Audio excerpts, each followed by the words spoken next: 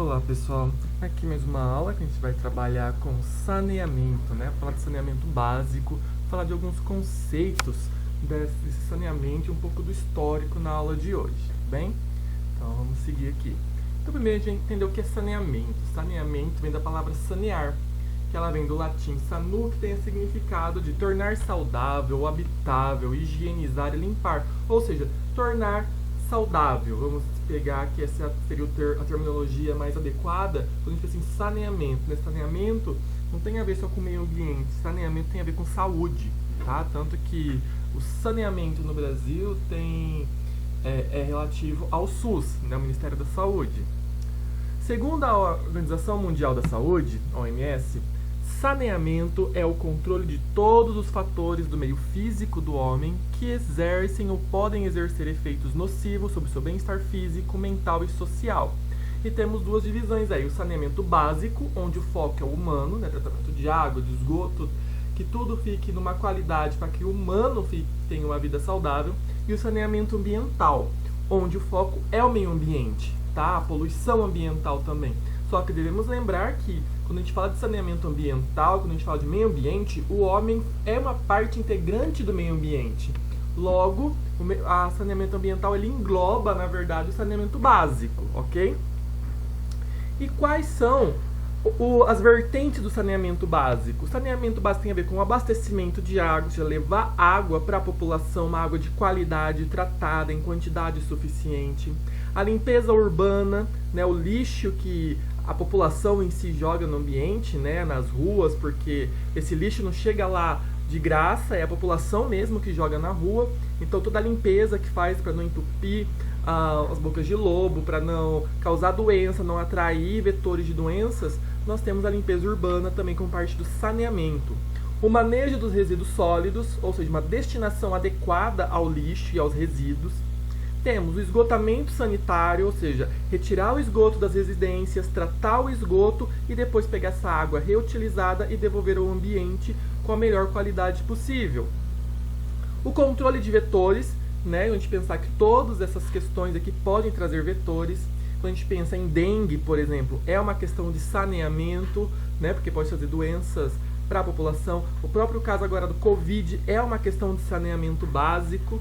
Né? Saneamento, tem que tirar essa questão da cabeça que saneamento significa só água e esgoto. Não, o controle de doenças também faz parte do saneamento, porque vai trazer saúde à população.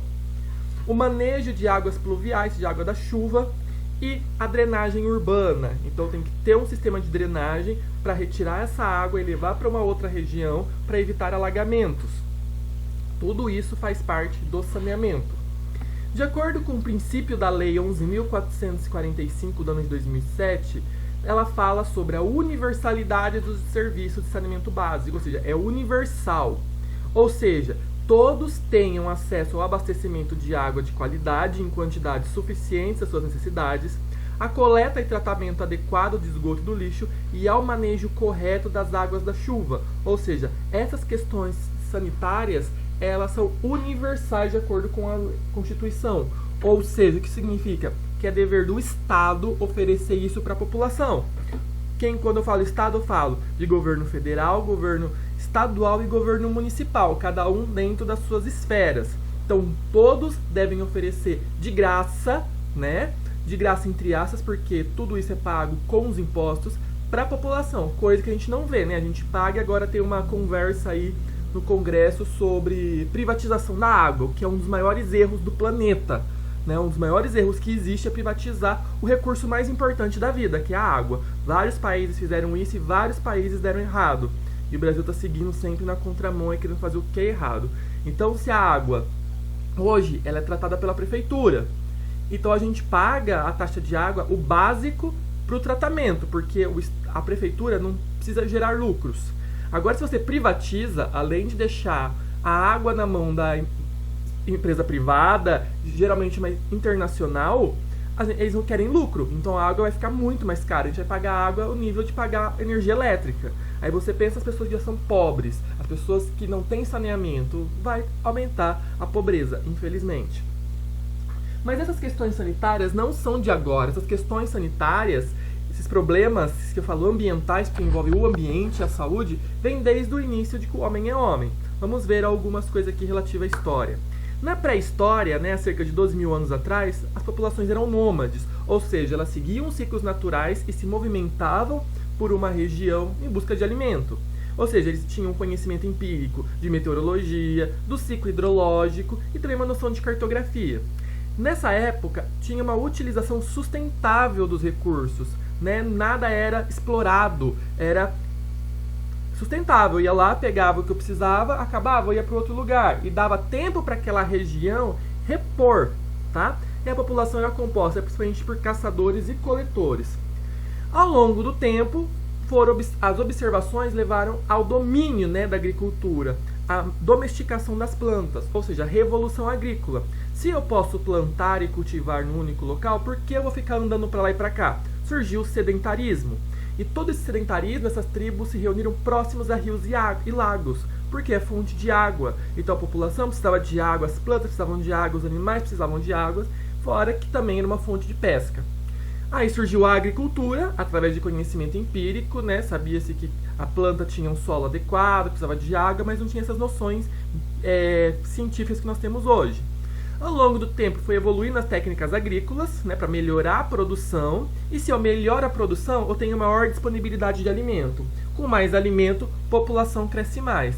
População cresce mais, a cidade vai crescendo, nós temos as vilas, tá bom? Só que para aumentar, se a população está crescendo, eu preciso dar alimento à população, então a agricultura vai aumentar também. Para eu aumentar as áreas de cultivo, eu preciso desmatar e fazer desvios nos cursos d'água, então já começou os problemas ambientais aí. E aí, nessa época, como não tinha tratamento de esgoto, não tinha banheiro, nada, existiam alguns problemas de saúde, como a disenteria, sarampo, gripe e catapora. Mais pra frente, os sumérios lá na Mesopotâmia, lembrando que Mesopotâmia significa entre dois rios, é esse vale aqui, onde fica o Iraque hoje, ficava entre os Tigres e Eufrates. A cheia dos rios era um problema, né? Porque quando o rio chovia e os rios se enchiam, ia até as casas e destruía tudo. Então foi criado diques, então a engenharia aí também começou a crescer. Também tivemos o aumento populacional, a criação das cidades-estados, canais para agricultura e para a população, que cada vez foi ficando mais distante dos rios. Inventaram o arado de cobre, o uso animal na agricultura, além de vidro e da roda.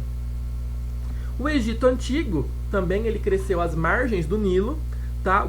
Tem o transbordamento do Nilo, que já é conhecido entre junho e outubro, e esse transbordamento faz com que muita matéria, seres vivos, como algas, zooplâncton, morram e entrem em decomposição. Nessa decomposição, libera matéria orgânica no solo, que é o humus. Ou seja, o solo ali que é árido fica rico em nutrientes, o que leva à agricultura. Também teve construção de diques e canais para evitar problemas de alagamento, e esses canais também para levar a água para dentro das cidades e para a agricultura, que nem a gente pode ver nessa figura aqui embaixo. Porém, a população naquela época também não tinha um banheiro, não tinha um local adequado, era mais os escravos, a população no geral. Então eles defecavam em qualquer lugar.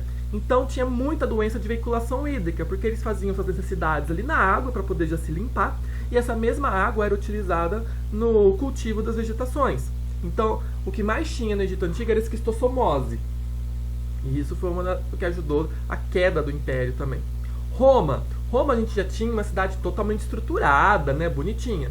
Só que aí começou a ter desigualdade social, tá bom? E tinha um descontentamento da população, porque a gente está acostumado a ver em filmes, séries, aqueles ricos, os reis, né, os imperadores, na verdade. E só que a população que vivia na periferia não tinha moradia nem emprego. Então tinha muita fome, tinha muito problema. E essas moradias chamavam ínsulas, ou insulas, né? Nunca sei pronunciar. Essas moradias são tipo cortiço, né? Era um quarto e a família inteira morava nesse quarto. Não tinha banheiro, não tinha água encanada, não tinha nada. Era só um quarto para dormir. Então, todos os dejetos, xixi, cocô, era feito em baldinho e jogado pela janela.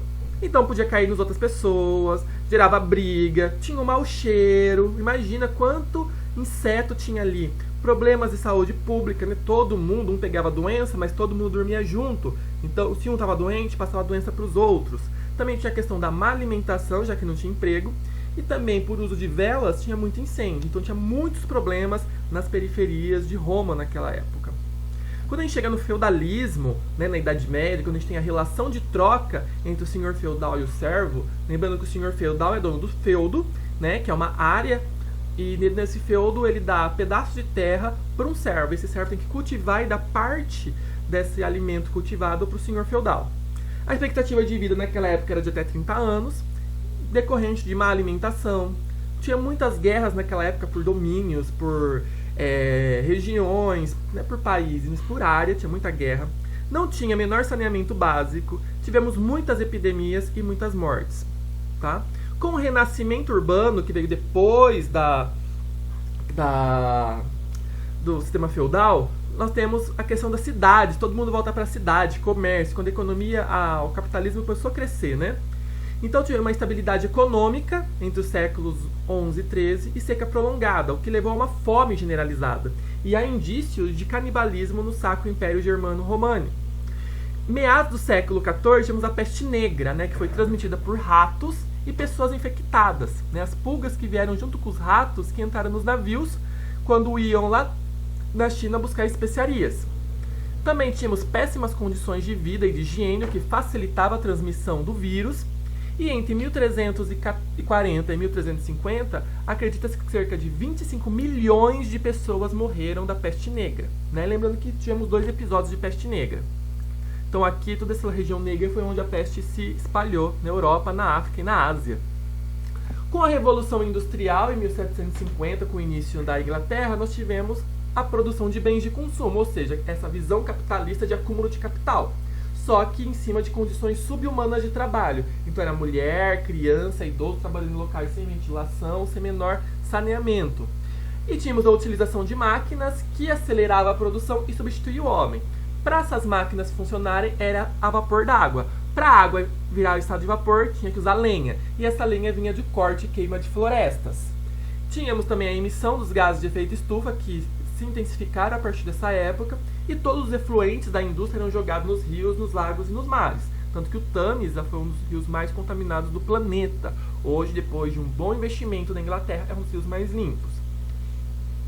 E tivemos a Revolução Francesa.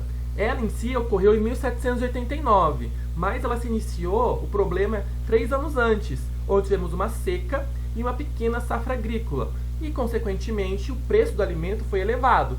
A população pobre não tinha condições, o que levou a uma fome generalizada. Enquanto a população passava fome, Luís XIV, que era o rei da época, vivia no Palácio de Versalhes fazendo festas suntuosas. E quando dava comida para a população, dava comida podre, comida estragada.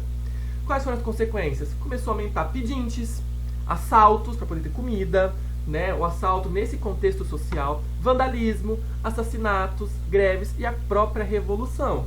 Essa revolução até acabou com o Luís XIV perdendo a cabeça.